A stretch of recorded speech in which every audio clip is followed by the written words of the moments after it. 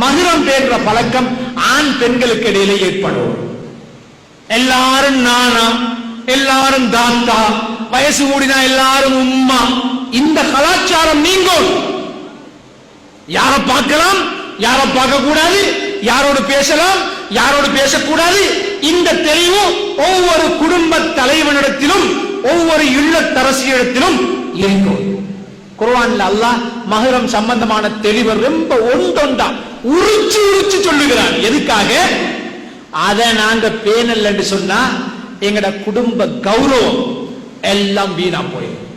ரோட்ல தலை நிமிர்ந்து நடக்க இயலாம போயிடும். வீட்டுக்குள்ள இருக்க வேண்டி வரும், பஜாருக்கு வரையலாம். கேவலம் ஏன் மஹரம் பேணல்ல ஏற்பட்ட பிரச்சனை அங்க ரோட்ல தலை போடலாம். அவருடைய மானம் மரியாதை எல்லாம் பறந்துருச்சு. எனவே அல்லாஹ் இந்த மஹரம் சம்பந்தப்பட்ட தெளிவை குர்ஆனிலே ரொம்ப ஆழமாக விவரமாக சொல்லுகிறார். உங்களுக்கும் வீட்டுக்கு போனா பார்க்கணும். 4வது ஜுஸு லன் தனாலு என்ற ஜுஸு கடைசி ஆயத். அந்த ஆயத்து முடிகிறதோட 5வது ஜுஸு தொடங்குது. வல் முஹ்ஸனாத் என்ற ஜுஸு தொடங்குது. தமிழ் டிரான்ஸ்லேஷன் எடுத்து பாருங்க, இங்கிலீஷ் தெரிஞ்ச இங்கிலீஷ் டிரான்ஸ்லேஷன்ல பாருங்க, யாரு ஹலால் யாரு ஹராம், யாரு மஹரமானவங்க யாரு அந்நியவங்க, அல்லாஹ் தெளிவாக அந்த லிஸ்ட் சொல்றாங்க. இது நான் நீங்க எல்லாரும் படிக்க வேண்டிய ஒரு பாடம். இத பேணாததனால இன்னைக்கு கேவலம் பாப்பாக்கு ரோட்ல வரையலாம், பாப்பாக்கு பஜாருக்கு வரையலாம், பாப்பாக்கு ஊருக்குள்ள ஐக்கலாம், ஊட்ட வித்துட்டு போயிட்டாங்க, ஊரை விட்டுட்டு போயிட்டாங்க, வேற ஊருக்கு போயிட்டாங்க, ஊர்ல தலை போடலாம். கேவலம் மஹரம் பேணல்ல. இந்த அறிவு மனைவிக்கு கொடுக்கல, மகளுக்கு கொடுக்கல. இதனால ஏற்பட்ட நஷ்டம் அல்லாஹ் குர்ஆனிலே தெளிவா சொல்றான். ஹுர்ரிமத் அலைக்கும் உம்மஹாத்துக்கும். அல்லாஹ் உங்களோட உம்மாமார உங்களுக்கு மஹரமாக ஆக்கிக்கிறார். உங்களோட உம்மா உங்களுக்கு மஹரம். பார்க்கையிலும் பேசையிலும் தொடையிலும் கதைக்கையிலும் சாதாரண உடுப்போட அவக்கு உங்களோட முன்னால வரையும். ஏண்டா அவ உங்களோட பெத்த உம்மா. சும்மா உம்மா இல்ல, சும்மா உள்ள ஆக்கல நாங்க உம்மா உம்மான்றது. அந்த உம்மா இல்ல, உங்களோட பெத்த உம்மா, உங்களோட வாப்பாட உம்மா, உங்களோட உம்மாட உம்மா எல்லாமே மஹரம். அல்லாஹ் சொல்றான். வபனாத்துக்கும் அடுத்ததாக சொல்லுகிறான். உங்களோட மகள், நீங்க உங்களுக்கு பிறந்த மகள், நீங்க சும்மா ரோட்ல ஒன்ற கண்டனே மகள் என்றீங்க, அந்த மகள் அல்ல, உங்களுக்கு பிறந்த மகள், அவள் மஹரம்.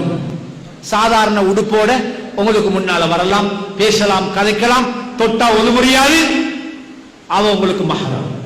வபனாத்துக்கும் உங்களோட மகள், மகள்ட மகள், அந்த மகள்ட மகள் பேட்டி உங்களுக்கு மஹரம். அல்லாஹ் சொல்லுகிறார். வஅகவாத்துக்கும் உங்களோட சொந்த தாத்தா தங்கச்சி, அவங்க உங்களுக்கு மஹரம். அவங்க அவங்களோட பேசலும் கதைக்கலும் சாதாரண உடுப்போட உங்களுக்கு முன்னால் அவங்களுக்கு வரையும். வபனாத்துல் அஹி வபனாத்துல் உஹ்தி. அல்லாஹ் சொல்லுகிறார். உங்களோட நானா தம்பிர பொம்பளை புள்ள, உங்களோட தாத்தா தங்கச்சில பொம்பளை புள்ள உங்களுக்கு மஹரம். அவங்களோட பேசுக்கோ, கதைக்கோ. அவங்க எல்லாம் பெரிய முட்டாக்கெல்லாம் போட்டு உங்களோட முன்னுக்கு வரணும்ன்றது இல்ல. உங்களோட நானாட கூட பிறந்த நானா தம்பிர பொம்பளை புள்ள, கூட பிறந்த தாத்தா தங்கச்சில பொம்பளை புள்ள உங்களுக்கு மஹரம். அல்லாஹ் தெளிவா சொல்றான், தெளிவாக சொல்றான். வஅம்மாத்துக்கும் உங்களோட வாப்பாவோட கூட பிறந்த தாத்தா தங்கச்சிமார், வாப்பாவோட கூட பிறந்த தாத்தா தங்கச்சி, மாமி, சின்ன மாமி, பெரிய மாமி உங்களுக்கு மஹரம். அவங்களோட பேசுவோம், கதைப்போம், தொட்டாலும் போது மரியாதை, பார்த்து பேசலாம். அவங்க சாதாரண உடுப்போடையும் உங்களுக்கு முன்னுக்கு வரை. வஹாலாத்துக்கும் அடுத்த சொல்றாங்க. உங்களோட உம்மாட தாத்தா தங்கச்சிமார் கூட பிறந்தவங்க உங்களுக்கு மஹரம். பேசுவோம், கதைப்போம். இப்படி அல்லாஹ் தஆலா சொந்தம் என்கிறது எங்களுக்கு 3 வகையில் ஏற்படுகிறது. ஒன்று பிறப்பின் மூலமாக ஏற்பட்ட சொந்தம், பிறந்ததோட உம்மா மஹரம், மகள் மஹரம், தாத்தா மஹரம், தங்கச்சி மஹரம், வாப்பாட தாத்தா தங்கச்சி மஹரம், உம்மாட தாத்தா தங்கச்சி மஹரம், பிறந்ததோட ஏற்பட்ட சொந்தம். அடுத்தது கல்யாணம் முடிக்கிறதுனால ஏற்படுகின்ற பந்தம். நிக்காஹின் மூலமாக ஒரு சொந்தம் உண்டாவது. யாரு? மனைவியின் தாய், மாமி, வைஃப்ட உம்மா உங்களுக்கு மஹரம். இன்னைக்கு நிறைய அறிவு இல்லாததனால் ஹலால ஹராம் என்று விளங்குறாங்க, ஹராத்த ஹலால் என்று விளங்குறாங்க. அப்ப மனைவியினுடைய தாய் எங்களுக்கு மஹ்ரம். நிறைய வீடுகள்ல பிரச்சனை நடந்திருக்குது. மாமா மௌத்து, மாமி இத்தால, மருமகனை இத்தா முடியங்காட்டி வேற ஊடு பார்க்க சொல்லு. ஏண்டால் மாமி அங்க அஜ்னபியா, அந்நிய பொம்பளையா. அப்படி இல்லை, அது மருமகன், சொந்த மகன், தொட்டாலும் முதுமையாது சாதாரண உடையோடு அவருக்கு முன்னாலே இருக்கலாம் என்கின்ற அளவுக்கு விளப்பம் இருந்தால் குழப்பம் இருக்காது. இது ஹலால். மாமி வைஃப் உம்மா மஹ்ரம். என்றைக்குமே அவ இவருக்கு கல்யாணம் முடிக்கிறது ஹராம், நிரந்தர ஹராம், நிரந்தரமான மஹ்ரம் மாமி. அப்ப இது அறிவு இருந்தால் சரியா விளங்கும். ஆனா இந்த விளப்பம் இல்லாததுனால ஹலால் ஹராமா விளங்குது நிறைய பேர். அப்ப இந்த இடத்துல இன்னொன்று வாக்கியம் எங்களுக்கு, வாப்பாட கூட பிறந்த தாத்தா தங்கச்சி, உம்மாட கூட பிறந்த தாத்தா தங்கச்சி மஹ்ரம். ஆனா அவங்களோட புள்ளகள் மஹ்ரம் இல்ல, அவங்களோட புள்ளல் மஹ்ரம் இல்ல. வாப்பாட தங்கச்சிட தாத்தாட மகள் எங்களுக்கு மைனி, நாங்க கல்யாணம் முடிக்கிறோம். அப்ப உம்மட கூட பிறந்த தாத்தா தங்கச்சிட பொம்பளை புள்ள அவங்க மஹ்ரமாக நாங்க நினைச்சிட்டு இருக்கிறோம், ஆனா மஹ்ரம் அல்ல. பெரியம்மட மகள், சாட்சிட மகள், அது தாத்தா தங்கச்சி நாங்க பேர் வச்சு கொண்டிருக்கிறோம். பேர் வைக்கிறதுனால், நாங்க பேர் வச்சதுனால அது மஹ்ரமாகாது.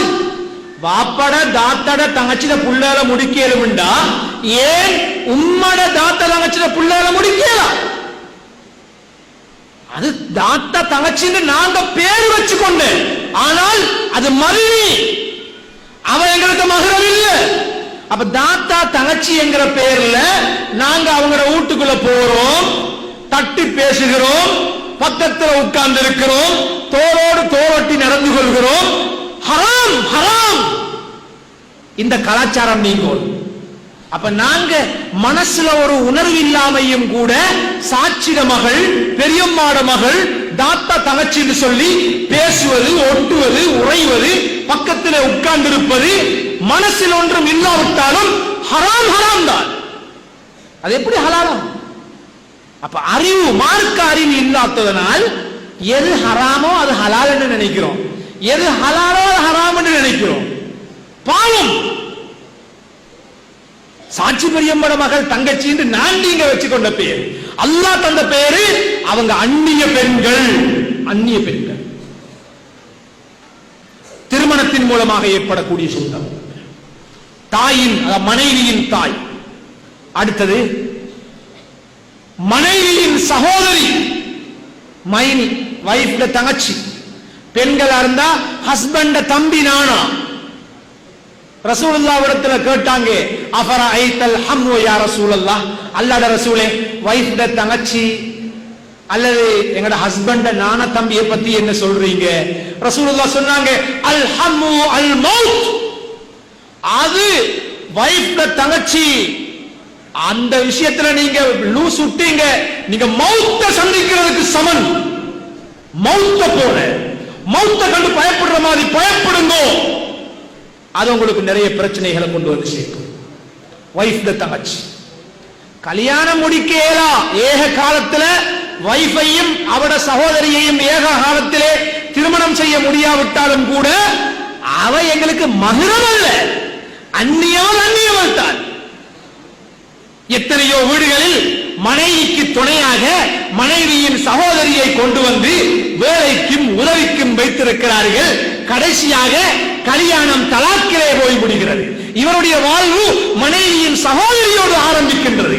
அல்லாஹ் ஹராம் என்று சொன்னது அது ஹராமாகவே தான் எடுக்கணும். இல்லாட்டி சமூகத்தில் தலை குனிஞ்சி கேவலப்பட்டு தலைய மேல தூக்கி பார்க்கல அளவுக்கு அல்லாஹ் கேவலங்களை உண்டு பண்றத இன்றைக்கு நான் நீங்க எங்களோட வாழ்க்கையில அனுபவிச்சு கொண்டிருக்கிறோம். சில பெற்றோர்கள் கூட எங்கட மூத்த மகளுக்கு துணைக்குத்தானே போயிருக்கிறா சின்ன மகள் அப்படின்னு மருமகண்ட வீட்டுல தாத்தாவோட இருக்கிறா என்று நாம் அனுமதித்திருக்கிறோமே, அல்லாஹ் அனுமதிக்கல. எங்களுக்கு தைரியம், ஆனா அல்லாஹ்க்கு ரசூலுக்கு தைரியம் இல்லை. எங்களுக்கு நம்பிக்கை, அல்லாஹ் ரசூலுக்கு நம்பிக்கை இல்லை. அதனாலதான் அல்லாஹ் ஹலால் ஹராத்த குர்ஆன்ல தெளிவா பேசு. தெளிவு ஆண்கள் டைமிக்கோடும் இந்த தெளிவு, பெண்கள் டைமிக்கோடும் இந்த தெளிவு. ஒரே வீட்டுல ரெண்டு குடும்பம், ஒரு வீட்டுல ரெண்டு குடும்பம். கணவன் மாறி மாறி பேசுறாரு, மனைவியோடையும் பேசுறாரு, அடுத்த குடும்பத்துக்கார மனைவியோடையும் பேசுகிறாரு. கடைசியாக இந்த சொந்த மனைவியின் வாழ்க்கை தலாக்கிலே போய் முடிவடைகிறது. நடக்காத ஒன்றையும் சொல்லல, நடக்காத ஒன்றை பத்தி பேசல, உங்களுக்கு தெரியாத ஒன்றை நான் இன்னைக்கு புதுசா சொல்லவும் இல்லை. ஏண்டோட வாழ்க்கையில ஏண்டோட ஊர்ல நாங்க பார்த்து வர உண்மைகள் இதெல்லாம். அல்லாஹ் எதை ஹலால் என்றானோ அது மட்டும்தான் ஹலால், எதை ஹராம் என்றானோ அது மட்டும்தான் ஹராம். எனவே நாங்க அட்ஜஸ்ட் பண்ணி போற வாழ்க்கை சரி வராது. சில மனைவியின் சகோதரிகள் இந்த செய்திகளை சொல்ல போல செல்லேத்துக்கு சொல்லுவாங்க, சின்ன காலத்துல இருந்து மச்சான் மச்சான் முன்னுக்கு ஓடி வந்தோம், இப்ப நீ இதுக்கு போறோம் மச்சான காணக்கொள்ள ஒளிகிறது, அது நல்ல பழக்கம் இல்லையே அப்படின்வாங்க. சுப்ஹானல்லாஹ், நல்ல பழக்கம் அல்லாஹ் சொல்லி தந்த சட்டம் மட்டும்தான். மச்சான காணக்கொள்ள நாங்க ஒளிகிறது நல்ல பழக்கமாது. என்ன கேள்வி, என்ன கேள்வி? கண்ணியத்துக்குரியவர்களே, ஹலால் ஹராம் பேரும் பெண்களும் ஆண்களும் இருக்கிற சபையில இது ஒரு பொருத்தமான செய்தி என்பதனால் இன்றைக்கு எங்களோட வாழ்க்கையில மகுரம் பேன்ற விஷயம் இல்லை. எல்லாம் தாத்தா, எல்லாம் தங்கச்சி. எங்களுக்கு கல்யாண வீட்டுக்கு போனா தாத்தா வாங்கலே, தங்கச்சி வாங்கலே, எல்லாரும் தாத்தா எல்லாரும் தங்கச்சி. யார் இந்த அனுமதியை தந்தது? ஹலால் ஹலால் தான், ஹராம் ஹராம் தான். சிலவங்க கல்யாண வீடுகளை புகுந்து விளையாடுவாங்க. சில பெண்களுக்கு விளம்புவதற்காக ஆண்கள் புகுந்து திரிகிறார்கள். கேட்டா எங்க மனசுல அப்படி ஒன்றும் இல்லைன்றாங்க. சுப்ஹானல்லாஹ், அல்லாஹ் சொன்ன இருக்கிறேன் உற்றுங்க உண்டு. இவர் சொல்ற அவருடைய மனசுல ஒன்றும் இல்லையா? பெண்களை காணுகின்ற போது அந்த இயற்கை ஆசைகள் அது ஆண்களுக்கு வரத்தான் ஓணும். அப்படி வரலன்னா அவருக்கு நோய் இருக்குது, டாக்டரை உடனே கன்சல்ட் பண்ணுங்க, உடனே கன்சல்ட் பண்ணுங்க டாக்டர் போய். எனக்கு இப்படி ஒன்றும் உணர்வு இல்லாம இருக்குது. அல்லாஹ் சொல்லுகின்ற உண்மை. கண்ணியத்துக்குரியவர்களே, எனவேதான் நாங்க உலகத்துல கண்களை திறக்கணும். துன்யாக்காக வாழப்படாது, வெறும் துன்யாட வாழ்க்கை தான் எங்கட நோக்கம் என்று வாழப்படாது. எங்க குடும்பத்தை முதலாவது ஒழுங்கு பண்ணணும். நான் குடும்பத்தை ஒழுங்காகும்.